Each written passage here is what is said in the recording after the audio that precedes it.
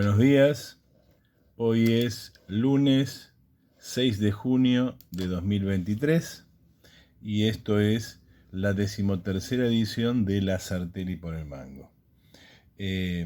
Como saben, la columna se sube todos los lunes a eso de las 9 de la mañana, se la puede escuchar por Spotify, en el canal de YouTube de Razón y Revolución, en la página de Facebook de Razón y Revolución, en Twitter, en mi página de Facebook, Eduardo Sarteli, en mi propia página web, La Línea de Sombra. Y recuerden también que si se suscriben a cualquiera de estos espacios, les va a llegar la notificación en el momento en que la columna esté disponible. Bueno, lo que estaban escuchando no necesita presentación, ¿no? Bueno, no sé, porque en realidad últimamente se canta muy poco. Formaba parte de una liturgia obligada hace una cierta cantidad de años, y en la medida en que el propio 17 de octubre ha ido pasando de moda y prácticamente nadie lo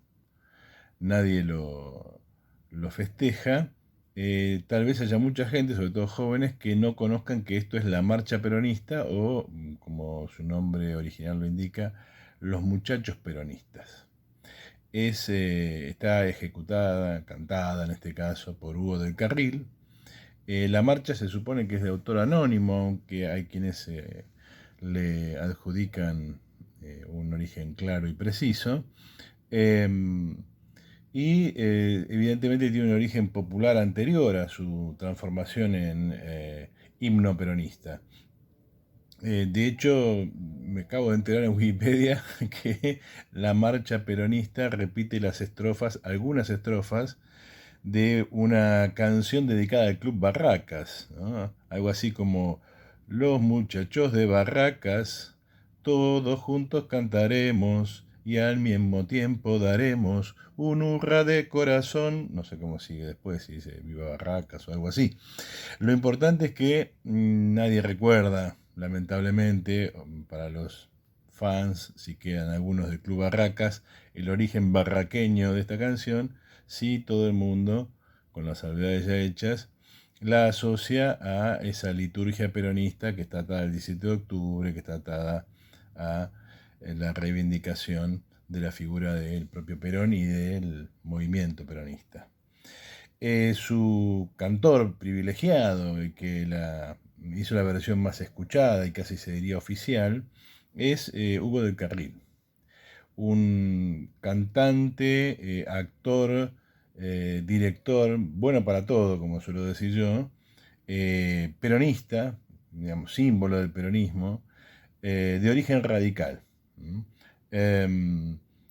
Fue perseguido por su militancia peronista, vivió muchos años, murió en el 89, fue reivindicado en los años 80, pero fue preso varias veces y sus obras prohibidas por la Libertadora e incluso por el propio peronismo. Yo tengo una relación particular con Hugo del Carril, no yo, sino a través de mi padre.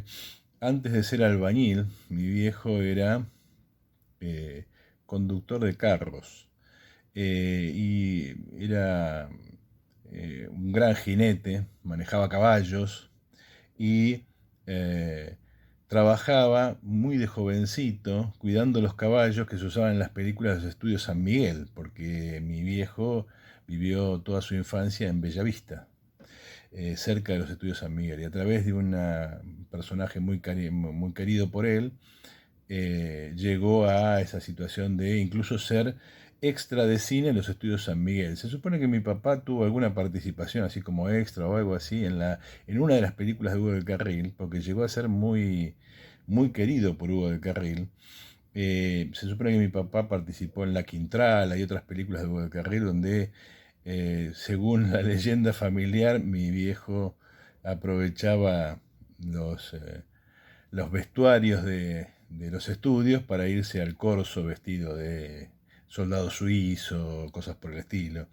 Y dice la leyenda familiar también que Hugo del Carril lo quería mucho, que incluso en algún momento, digamos, pareció, propuso, se supuso, no sé cómo es la historia familiar, es más una leyenda, supongo yo, que Hugo del Carril quería adoptar a mi viejo, de cariño que le tenía. Así que por ahí Eduardo Sarteli hoy no se llamaría Eduardo Sartori se llamaría Eduardo del Carril o en realidad Eduardo Fontana, porque Hugo del Carril se llamaba Piero Fontana. ¿Mm? Así que tal vez esta columna se llamaría La Fontana por el Mango. Eh, Como sea, Hugo del Carril hace esta versión que es la más famosa. Incluso es casi una propiedad de Hugo del Carril, esta versión. Obviamente su presencia aquí en esta columna no es casual, nunca elegimos las cosas de casualidad, tiene que ver con que hoy vamos a hablar del último moicano, es decir, del último representante de un programa que ya fracasó y pasó a la historia, y parece que Guillermo Moreno no se enteró. Hoy vamos a mostrar cómo el programa de Guillermo Moreno en realidad es un programa muy primitivo, muy poco sutil, muy inconsistente, que ya fue en su momento adoptado por Perón y abandonado por Perón. De manera tal que vamos a dedicarnos a ese análisis, recordando que en futuras columnas trataremos de volver con esa promesa que hicimos alguna vez de hablar de los futuribles, es decir, hablar de aquellos futuros posibles que imaginaron intelectuales argentinos del estilo de Aldo Ferrer, del estilo de Raúl Previch, de Federico Pinedo y gente por el estilo. Obviamente la próxima columna, como estamos haciendo este paneo a pedido de los oyentes de la columna por los programas, va a estar dedicado a el programa del FITU, el programa de la izquierda que se presenta en las próximas elecciones. Probablemente podamos hacer una columna dedicada a un balance general de esto, de todos estos programas, y en esa misma columna o en la siguiente hacer ese balance en relación eh, a en qué medida lo que hemos visto, lo que hemos leído, lo que hemos estudiado en estas columnas, realmente responde a los problemas que la Argentina tiene, presenta, y si es posible pensar que de ganar alguno de todos estos que estamos examinando, tendremos un programa económico a la altura de las necesidades de nuestro país. Probablemente también, si los oyentes están interesados y quieren revisarlo, repasarlo, podamos exponer en alguna de estas columnas futuras el programa de Vía Socialista, al cual invito a ver en su página y a descargar en su formato libro Argentina 2050. Les dejo aquí abajo un link a ese libro que pueden descargar, ya sea de la página de Razón y Revolución, de la página de Movimiento Argentina 2050 o de la página de mi página web, La Línea de Sombra. Obviamente ese libro se puede bajar gratis. Pedimos encarecidamente si es posible que lo compren, es muy barato en su formato papel porque para armar todas estas cosas hace falta recursos, y para poner en marcha un movimiento político y un partido que pueda ofrecer resultados y soluciones a la población es necesario hacer un gasto de energía muy grande y se requieren muchos recursos, así que además de bajarse el libro en PDF y leerlos, si es posible que lo compren, nos ayudaría. Dicho esto, como siempre, vamos a avanzar con la propuesta que hacemos siempre de recomendar libros. En este caso, recuerden que estamos revisando la Biblioteca Militante de Razón y Revolución, la Biblioteca Militante de Ediciones R&R, y que habíamos empezado la semana pasada con la biblioteca en su colección Historia Argentina. Habíamos visto los primeros volúmenes editados. Hoy vamos a ver los últimos, porque recuerden que esta colección tiene 10 ejemplares, 10 volúmenes editados. Por lo tanto, no entraban como para reseñarlos mínimamente en una sola columna. Entonces el volumen 6 es un libro muy interesante, se llama La Semana Roja de 1909, de Julio Friedenberg y Miguel Rufo. La Semana Roja de 1909 es un gigantesco episodio de la lucha de clases, en un periodo en el que se supone que no pasa nada porque estamos en medio de la Argentina maravillosa, la Argentina que está en los primeros lugares del mundo y cosas por el estilo.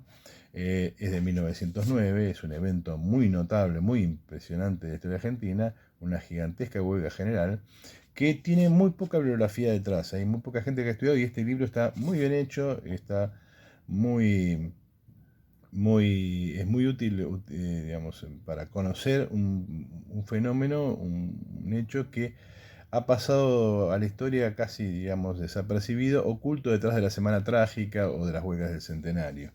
Así que bueno, la Semana Roja de 1909, de Julio Friedenberg y Miguel Rufo.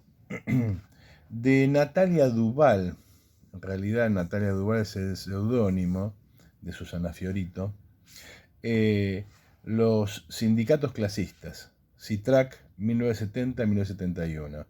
Otra vez es una experiencia poco conocida. Hemos editado otros textos que hablan sobre esta experiencia sindical muy particular, el tema de los sindicatos clasistas, allí donde estaban los trotskos, los guevaristas, el ERP, en Córdoba. Nuestra corriente sindical se llama Goyo Flores, precisamente porque Goyo Flores es uno de los participantes aquí. Este texto relata precisamente la experiencia de CITRAC-CITRAM.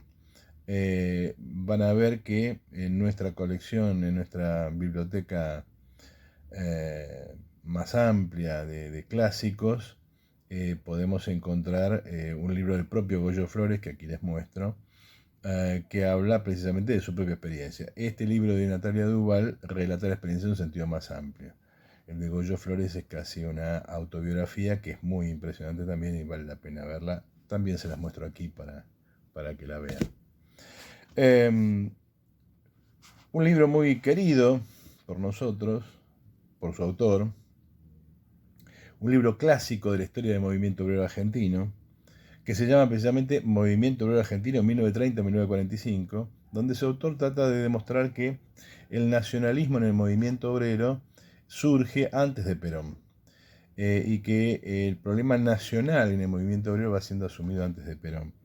Realmente vale mucho, vale el esfuerzo leer sus 450 páginas, porque es un libro muy detallado, muy bien escrito, muy pertinente, un clásico, de Hiroshi Matsujita, un profesor de historia, un historiador japonés que vivió en Mendoza y escribió este libro, y después se volvió a Japón.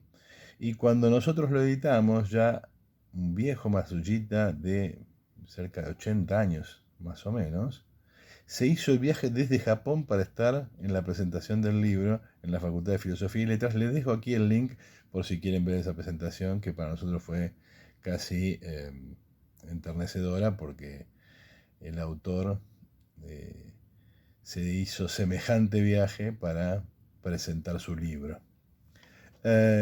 Bien, seguimos. Daniel Pereira. Daniel Pereira en este caso nos ofrece un libro que otra vez también son memorias, memorias de un militante internacionalista. Es su paso por las corrientes de izquierda, es su paso por el trotskismo argentino, y es un poco un intento de repasar esa experiencia. Un hombre de una vasta experiencia militante, pasó por el Grupo Obrero Marxista, el GOM, por el Partido Obrero Revolucionario, el POR, pasó por Palabra Obrera, por el PRT y terminó en el GOR, luego tuvo el exilio. Es decir, un hombre que además del cual también hemos editado otros textos, como del Moncada, Chiapas, donde cuenta esta historia de la militancia revolucionaria desde una óptica que tiene mucha cercanía con el trotskismo y con el guevarismo.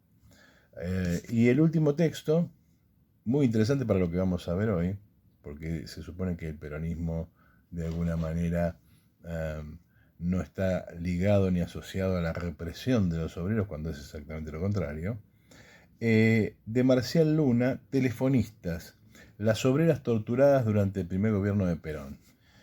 Para la gente que suele asociar a Perón con el movimiento obrero y por lo tanto con algo necesariamente bueno, les contamos que hay un registro sangriento del propio Perón que vale la pena recuperar para entender qué es el peronismo. Ya vamos a hablar de el podio de los represores de la clase obrera argentina y ya veremos cómo en ese podio de los represores Jorge Rafael Videla se junta con gente que por lo general la gente no asocia con semejante personaje, como Perón e Irigoyen. Bien, obviamente una peliculita tenemos que recomendar y en este caso yo creo que lo mejor que podemos recomendar es una película de Hugo de Carril, uno de los grandes directores del cine, sobre todo del cine social argentino. Y de Hugo de Carril me parece que lo mejor es Las aguas bajan turbias, una película de 1952 que es una adaptación al cine de una novela de 1940 de Alfredo Varela, que se llama El río oscuro. Es sobre los mensúes, de alguna manera reproduce la lucha y acompaña la lucha de un gran militante comunista, Varela también era un militante comunista, de un gran militante comunista de pasado anarquista, que se llamó Marcos Kanner. ¿No? En algún momento vamos a hacer un vivo sobre estos personajes legendarios de la lucha social. Vamos a hacer columnas sobre el movimiento obrero, sobre el anarquismo y sobre el PC. De paso aprovecho para dejarles también acá un link sobre el partido, sobre la charla que tuve con los compañeros de diálogos sobre la historia del Partido Comunista. Para que vean ahí un poco la importancia de recuperar la historia del Partido Comunista. Bueno, aquí entonces en El río oscuro, Varela traza la lucha de los mensúes, de los obreros rurales misioneros, a través de la mirada de Marcos Kanner. Marcos Kanner, amigo de Horacio Quiroga. Marcos Kanner realizó su experiencia militante en Entre Ríos, en Santa Fe, en Misiones. Ahí en Misiones, en Oberá, participó en hechos muy importantes, e incluso una calle de Oberá que se llamaba Rauch pasó a llamarse Marcos Kanner gracias a la insistencia y a la presencia en la zona, en el Consejo Deliberante, de Osvaldo Bayer, quien se merece por supuesto una columna, y ya llegará el momento en que hablemos de él in extenso, como se lo merece. Bien, entonces, véanse Las aguas bajan turbias, una excelente película dirigida por Hugo de Carril, protagonizada por él, y que habla de esto que les contaba de Alfredo Varela, que estaba preso en el momento en que Hugo de Carril quería hacer la película, y salió de la cárcel gracias a la mediación de Hugo de Carril. Bien, El último mohicano. Guillermo Moreno y el programa, entre comillas, peronista. Vamos a mostrar que efectivamente es uno de los tantos programas que ha tenido el peronismo, y efectivamente amerita que se lo llame un programa peronista. Digamos, tiene derecho, defendiendo estas ideas, Moreno a reivindicar la naturaleza, la matriz peronista de su propio programa, digamos, ¿no? Entonces,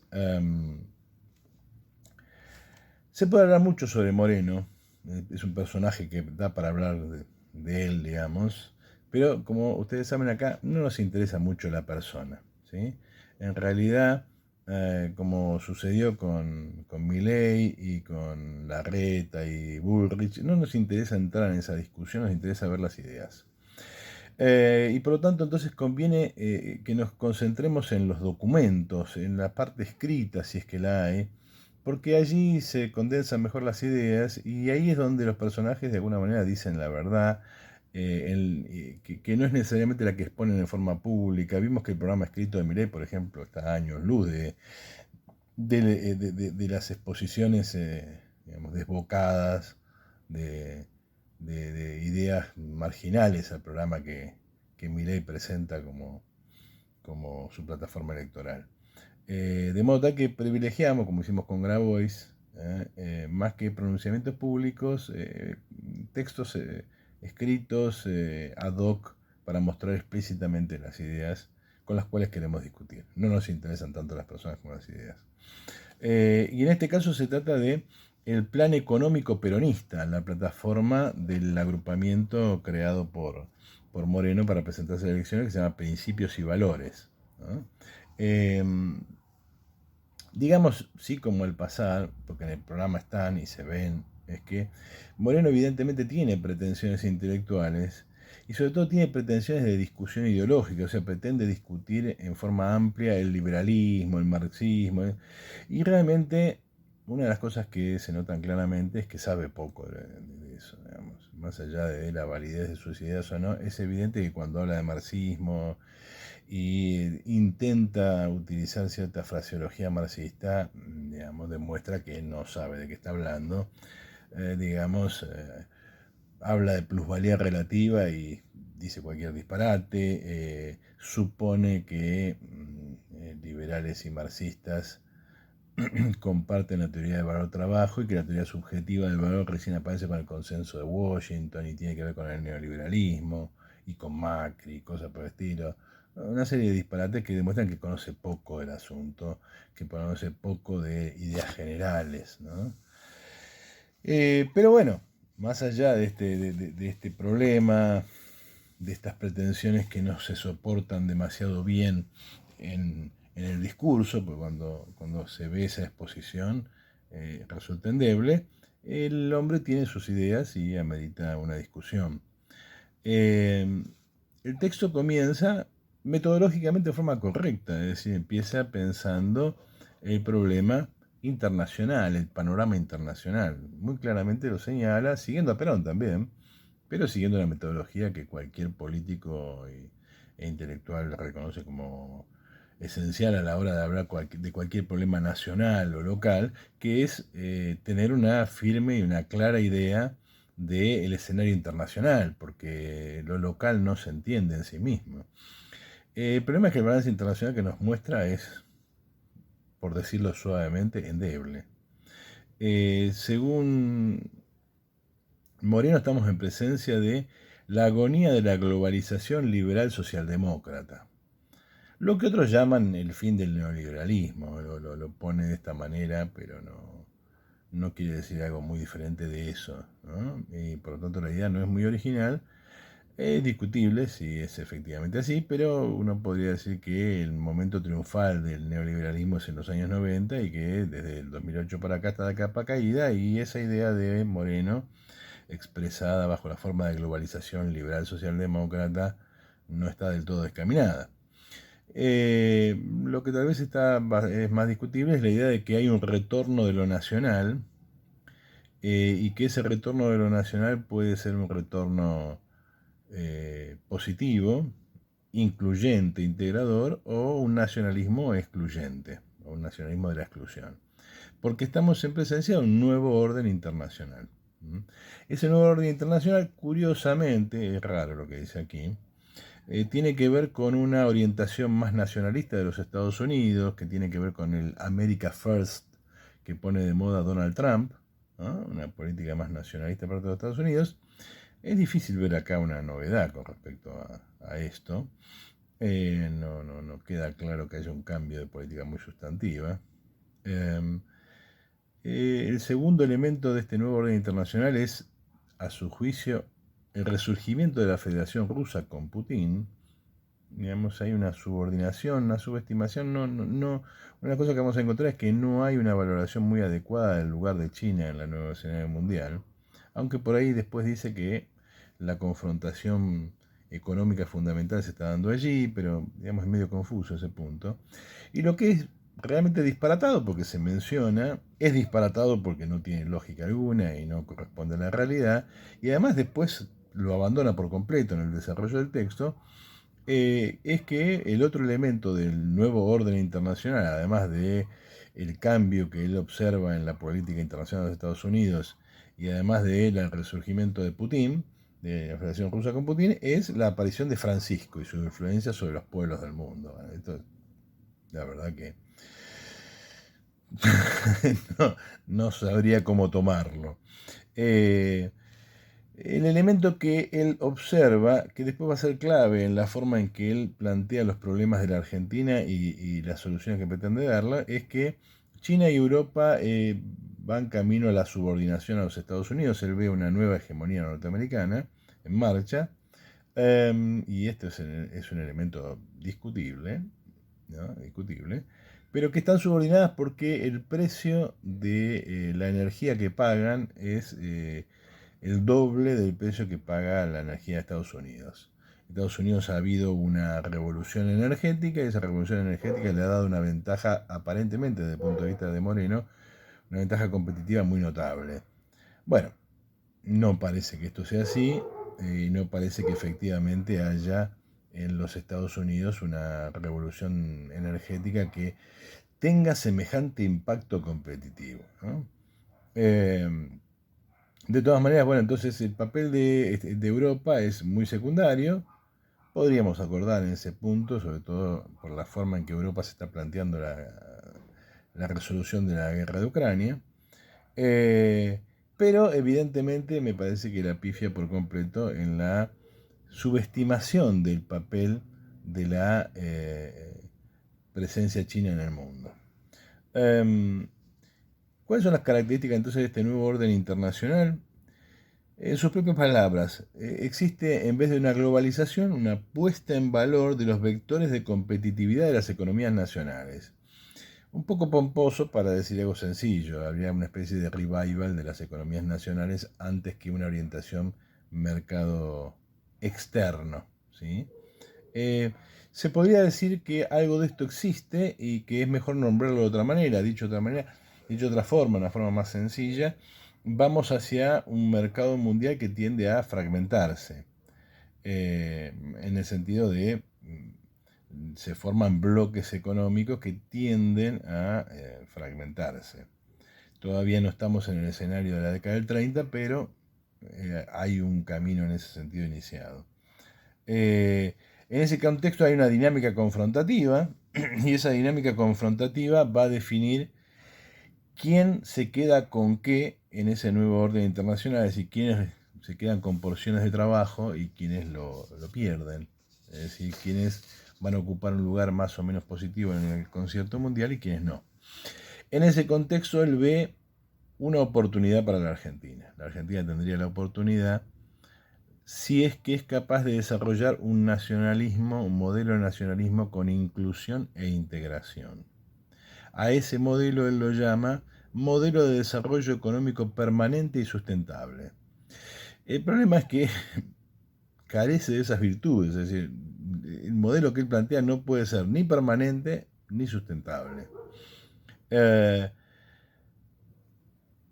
Hay acá también un balance regional, porque este modelo podría ser exitoso no solamente si fuera integrador y sustentable, sino si en el concierto internacional superara las limitaciones del Mercosur y de alguna manera armara otro eje que se parece mucho al ALBA, ¿no?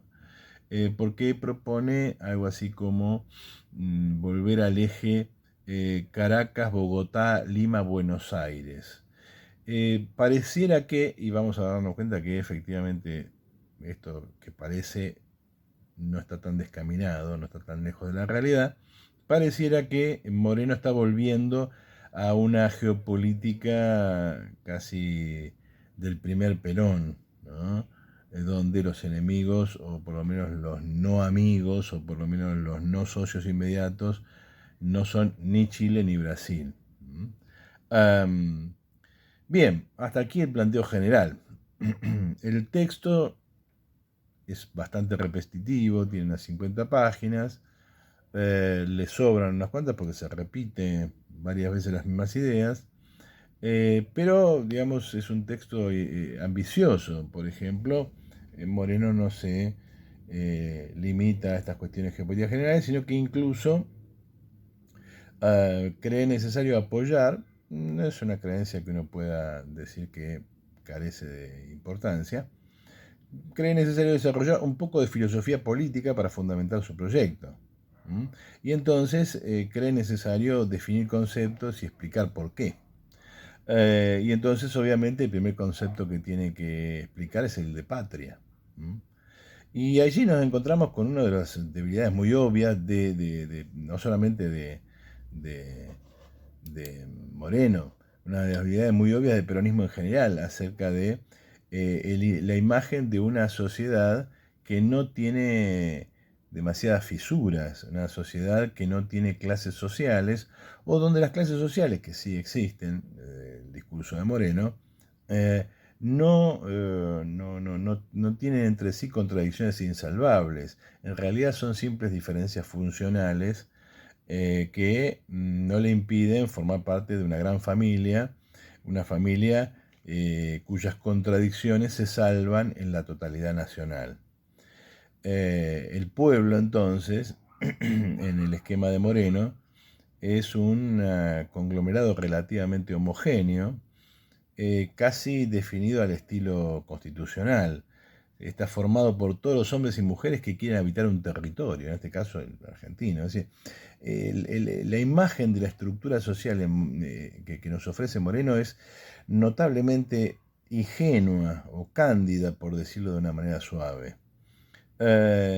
Esta concepción de este nacionalismo debe ser, como dice Moreno, y ya lo señalamos, integrada e inclusiva, es decir, tiene que respetar a las minorías.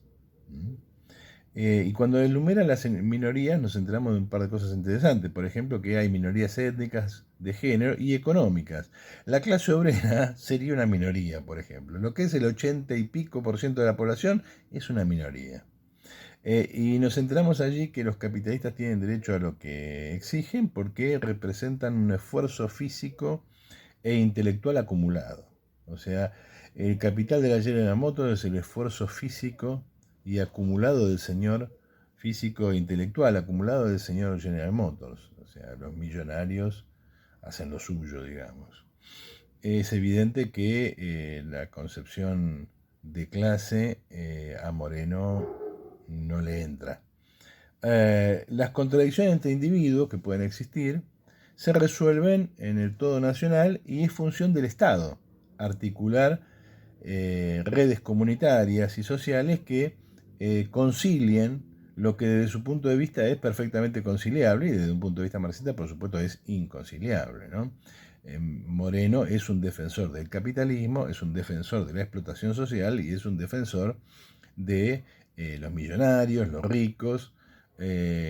Lo único que lo diferencia del mundo liberal es que al estilo Francisco, ¿no? Otra vez el Grabois anda dando vuelta por aquí, si los ricos se comportan de una manera piadosa, no serían ya malas personas, explotadores, sino partes del plan divino. Esto del plan divino no lo dice Moreno, lo digo yo, ¿no? Entonces, en ese contexto, la comunidad aparece como principio y su realización como valor, de ahí principios y valores. Acá entonces lo que importa, a diferencia del liberalismo, no es la realización del individuo abstracto. En términos capitalistas, el liberalismo lo que reivindica es la realización del individuo propietario, o sea, del burgués, sino que acá lo que importa es la realización de la patria. Pero como la patria es el capital, y que Moreno claramente lo entiende así, entonces la subordinación para servir a la patria finalmente es la subordinación de la clase obrera, ¿no? Es una forma de cerrar el camino al desarrollo de la conciencia de clase. Acá lo más importante es la patria, no la conciencia de clase, no la clase obrera, en última instancia. Primero la patria, después el movimiento y por último los hombres. La clase obrera debe sacrificar sus intereses inmediatos en nombre de un valor superior. Está claro que es una variante de la ideología capitalista que le pide a los obreros los mayores esfuerzos para garantizar la mejor explotación. Si alguien tenía alguna ilusión con algún Moreno izquierdista o algo por el estilo, olvídese. Bien, entonces, en su concepción, como es concepción cristiano medieval, ¿no? Hay que exigirles a todos. Lo que pasa es que lo que se exige a todos no es lo mismo. A la burguesía que sea una explotadora piadosa, a la clase obrera que sea una explotada dócil, ¿no? Y esforzada. Todo sea por la patria. El Estado debería garantizar, Moreno no da muchas pruebas de que el Estado que propone garantice demasiado, debería garantizar que este esquema sea bueno para todos. Hecha esta salvedad, digamos, filosófica, si se quiere, Moreno se mete a examinar el problema económico. Desde su punto de vista, la economía desde el 2008 la economía mundial está en medio de una crisis financiera, de una crisis del modelo de acumulación financiero y rentista, y que está siendo superado por la experiencia de Trump y este America First, que parece que para Moreno tiene, digamos, un valor positivo, pareciera que habría un toque de admiración aquí en el nacionalismo trumpista, sobre la base, como se dijo, de la revolución energética. Entonces, esto repercute en la Argentina en el agotamiento de un modelo de acumulación que se desata como una supercrisis. El modelo se empieza a agotar en el 2008 y que muestra allí lo que Moreno dice, que el modelo kirchnerista, no lo dice explícitamente, pero está allí, el modelo kirchnerista de alguna manera se afianzaba en la demanda y descuidaba la oferta, es decir, no era muy productivo. Pero en realidad el modelo termina de hacer crisis y explota con una supercrisis que empieza con la devaluación del 2014 como consecuencia, en su, digamos, posición, digamos, teórica más bien disparatada, de la aplicación de la teoría subjetiva del valor. O sea, estamos hablando de cualquier cosa. Esta supercrisis no es más que la acumulación de dos crisis. Una del estilo del año 89, es una crisis fiscal que termina en una hiperinflación, y una crisis tipo 2001 que terminó en una explosión de la deuda. Y entonces, con Cambiemos, esta situación se despliega con un déficit fiscal, un saldo negativo de la avanzada de pagos y una política muy monetaria que estimula el déficit cuasi fiscal. Está claro que, digamos, Moreno no es muy riguroso a la hora de observar la economía kirchnerista, porque esto que está diciendo, digamos, arranca tranquilamente en el 2009 y claramente está instalado en el 2011. Pero bueno, él fue protagonista de algo que trató de ocultar, recordemos su manejo de las cifras del INDEC. Pero bueno, esta supercrisis es el escenario en el cual estamos ahora. Digamos, una supercrisis finalmente desarrollada a fondo por la administración de Cambiemos. Macri entonces deja una supercrisis, un desastre fiscal y una crisis del sector externo. Y como Moreno dice, esto no es sostenible, no se puede vivir de deuda, hay que pensar una salida. Pero esa salida debe diferenciar entre crecimiento y desarrollo. El crecimiento es simplemente el aumento de las variables macroeconómicas, puede ser excluyente, es decir, crece la economía pero la gente vive peor, o puede ser un verdadero desarrollo que desde su punto de vista es crecimiento con redistribución del ingreso.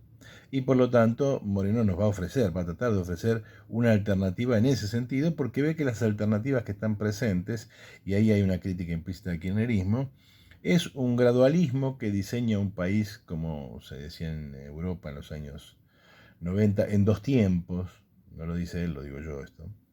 Es decir, una parte de la Argentina a la que le va bien y otra a la que le va mal.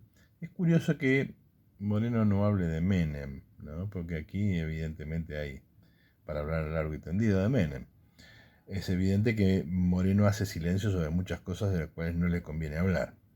Pero está claro que esa Argentina consolida en una mediocridad decadente a una masa enorme de la población que está crecientemente fuera del sistema, apenas sostenida en la calidad estatal. Y si no, frente a eso, la otra alternativa son políticas de shock tipo convertibilidad o tipo dolarización, que de alguna manera marginan radicalmente a una parte enorme de la sociedad argentina. Eso no puede sostenerse, y frente a eso es que él propone un modelo, un plan económico peronista. Entonces vamos a las efectividades conducentes, como decían los viejos charlatanes radicales. ¿Cuál es el plan económico peronista de Moreno? Bueno, el principal instrumento económico de Moreno es realmente pobre.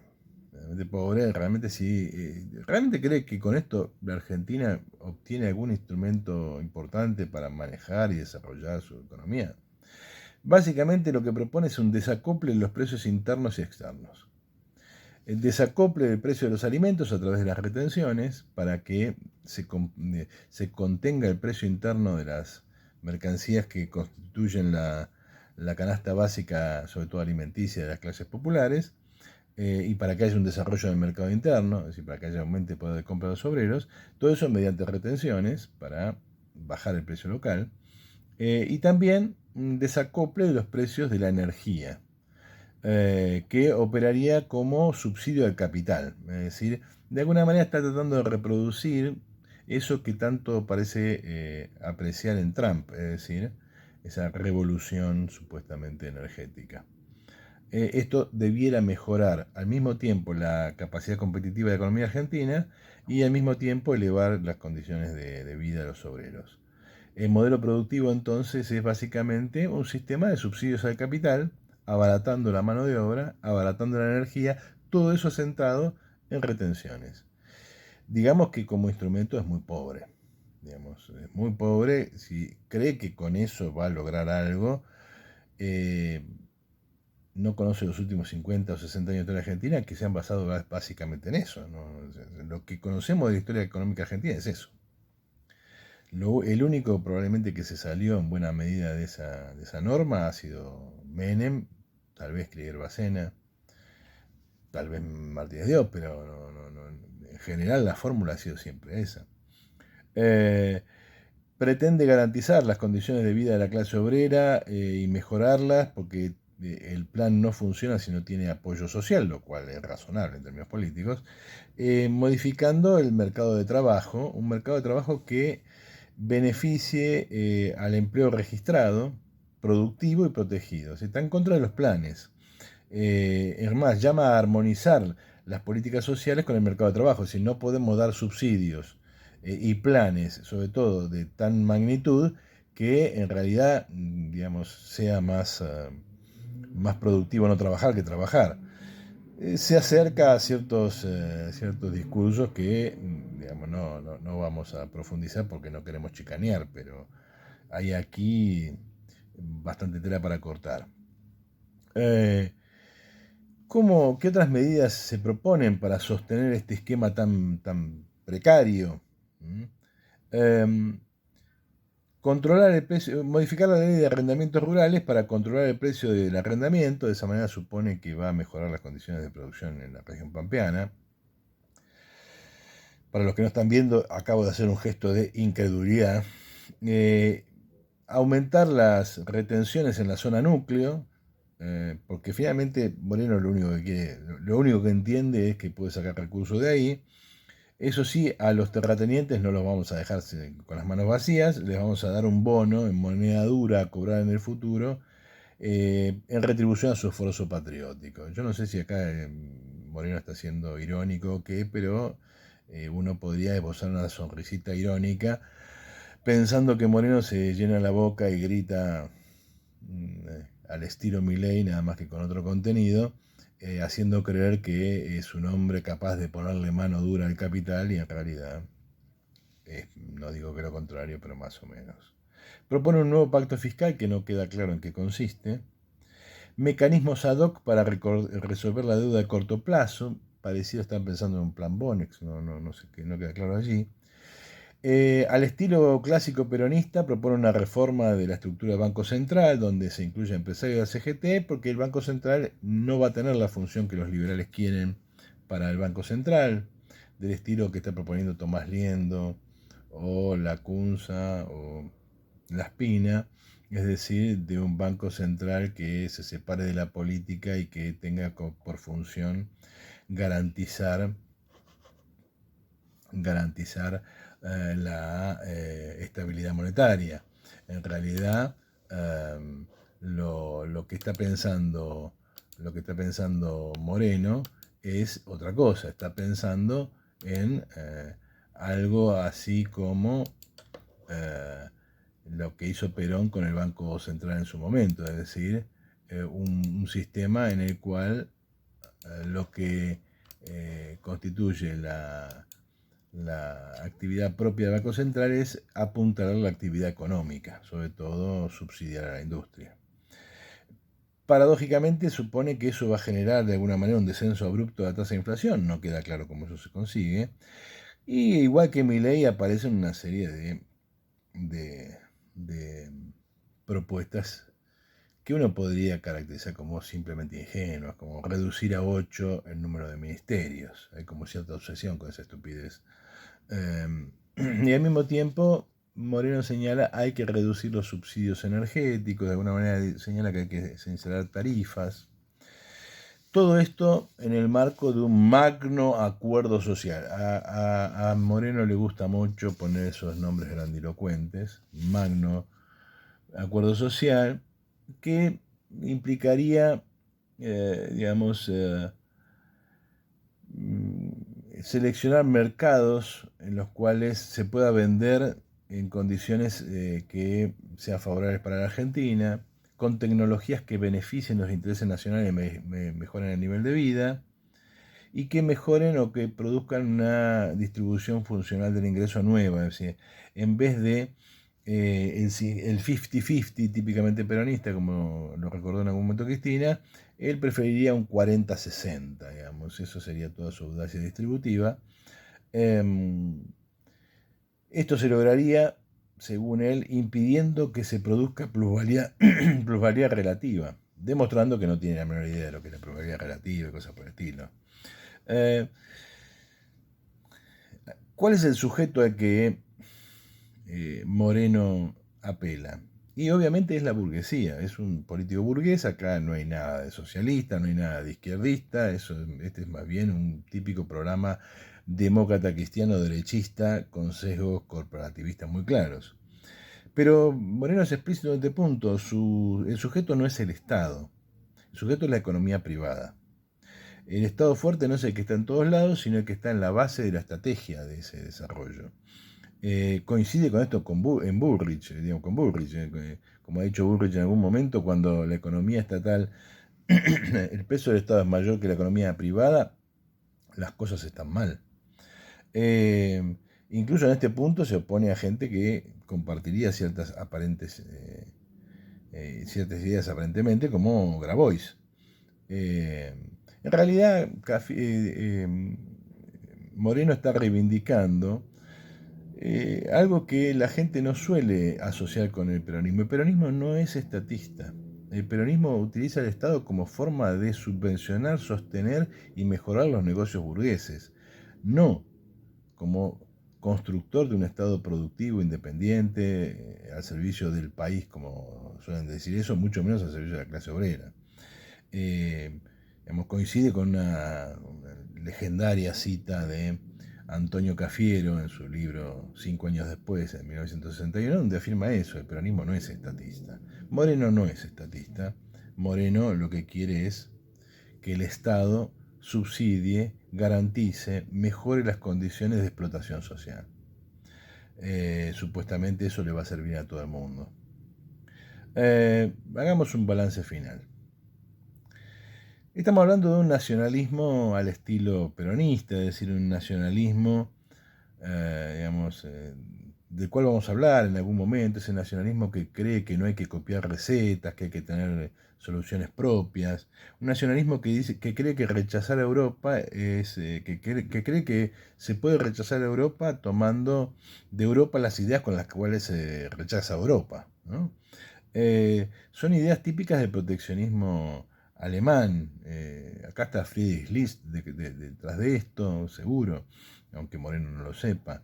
O sea, ideas típicamente europeas, porque en general se suele confundir el liberalismo con Europa o Estados Unidos, como si el capital no tuviera en Estados Unidos o en Europa otras ideologías.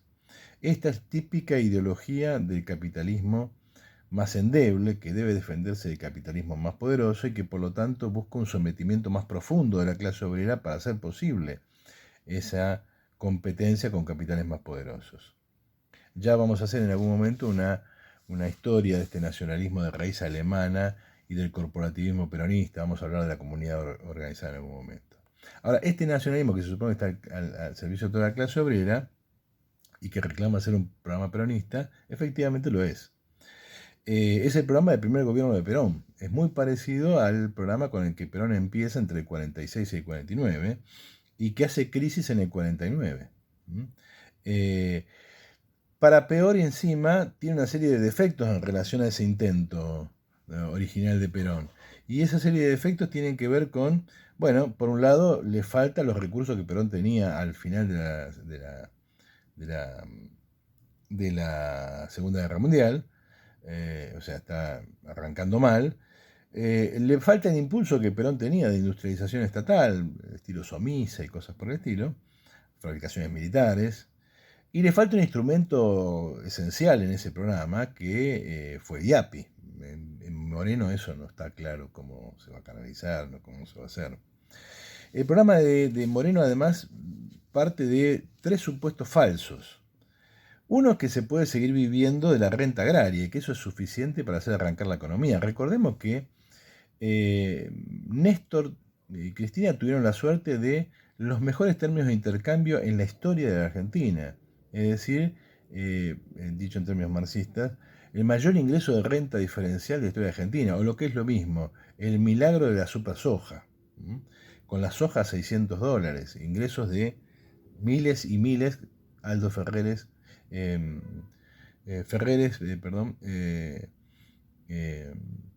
calcula esos ingresos en 190 mil millones de dólares en 10 años. O sea, una parva, una lluvia de dólares. Bueno, con eso no pasó nada. Creer que con eso de vuelta vamos a arrancar es medio una ilusión propia de chico al que se le puede sacar el chupetín muy fácilmente. El segundo supuesto falso es que los costos de producción energética en la Argentina son más baratos que en el mundo y que por lo tanto basta con pisar esos precios acá y obtener una base económica de eficiencia en precios de la energía más baratas. No es así. No es cierto que el petróleo argentino sea el petróleo más barato del mundo, que sea más barato que en el mercado mundial. No es cierto. Y en general la energía en la Argentina no es barata. Y el tercer supuesto es que se puede aislar el mercado interno como a uno se le dé la gana, durante el tiempo que a uno se le dé la gana, y que eso no termina explotando. Por ejemplo, que los productores agropecuarios con los precios pisados no van a trasladar su producción a otro. Por ejemplo, van a dejar de producir soja para producir otra cosa, van a dejar de producir carne para producir otra cosa, o incluso que van a dejar de producir. Y tampoco es cierto que va a poder desarrollar, por ejemplo, Vaca Muerta. Vaca Muerta necesita una cantidad enorme de capitales. Es necesario que aparezcan capitales, sobre todo extranjeros. Y si uno pisa los precios locales de la producción, el resultado es que ningún capital extranjero va a venir acá, ni siquiera los locales van a venir acá pudiendo obtener una tasa de ganancia superior en el mercado mundial. Es decir, estos criterios son inconsistentes, económicamente inconsistentes. Hay más inconsistencias. No hay un análisis realista de la dependencia creciente de la economía argentina en relación a China. El programa no dice nada que vamos a hacer con China, que es un problema serio. No se dice cuál es el esquema de negocios de la Argentina, o sea, ¿de qué va a vivir la Argentina? No se dice nada de eso. ¿Cuál es el perfil productivo de la Argentina? No se sabe. No se dice de dónde salen los recursos. Claramente no del capital extranjero porque les va a pisar los precios de todo. Aparentemente alcanzaría con los manejos del Banco Central, pero eso no sería inflacionario desde su punto de vista. Tiene metas contradictorias, por ejemplo, aumentar el mercado interno aumentando la capacidad de compra en alimentos. ¿Sí? Ahora, eso no elevaría los salarios, sino conspiraría contra el desarrollo industrial y la competitividad. Pero sobre todas las cosas supone que los salarios altos son expresión no de la complejidad del trabajo que cobra esos salarios, sino simplemente del costo de alimentos. Es decir, acá no tiene idea de cómo se reproduce la fuerza de trabajo. Cree que se puede aumentar al mismo tiempo los salarios obreros pero sin sincerar las tarifas, por ejemplo. O que se puede sincerar las tarifas pero al mismo tiempo pisar el precio de los combustibles. ¿Cuál es el sentido de sincerar tarifas y pisar el precio de los combustibles? Se trata entonces, al igual que en el razonamiento liberal, pero tal vez probablemente con más energía, habida cuenta la historia peronista y el carácter personal de Moreno, de, digamos, un sistema de incentivos a la economía privada. En un contexto en el cual me da la impresión de que no tiene idea muy clara de la enorme brecha de productividad que separa la economía argentina de la productividad promedio mundial. Porque si no, no hay forma de creer que con tan poco se pueda hacer un salto de calidad en la productividad de Argentina que logre ni siquiera la mitad de las metas que se está proponiendo. Dicho de otra manera, pretende hacer lo mismo que Perón en un contexto peor todavía, donde la diferencia tecnológica entre la Argentina y el resto de los países se ha disparado, igual que en el viejo programa de Perón, amaga con gritar y poner golpes sobre la mesa, pero no hay mucho más que un esquema de subsidios a una burguesía trucha. Termina en un mercado de internismo que no queda claro por dónde va a construir un esquema de productividad que no lleve a explotarlo. Resumiendo y terminando, la pregunta que uno se puede hacer: ¿por qué lo que a Perón no le salió en el 49 y él abandonó en el 49, le va a salir más mediocremente, con menos instrumentos y en peores condiciones a Guillermo Moreno? La verdad que no sé de dónde saca estas ilusiones. Tal vez está muy ocupado en cuestiones del orden de lo personal, de las memorias y el recuerdo. Tal vez está muy ocupado en pensar el pasado y la emotividad de pertenecer al movimiento peronista, y en vez de estudiar seriamente economía y los problemas de la Argentina, prefiere escuchar la marcha peronista. Y entonces, separándonos de Moreno aquí y de ustedes, nos vamos hasta la semana que viene.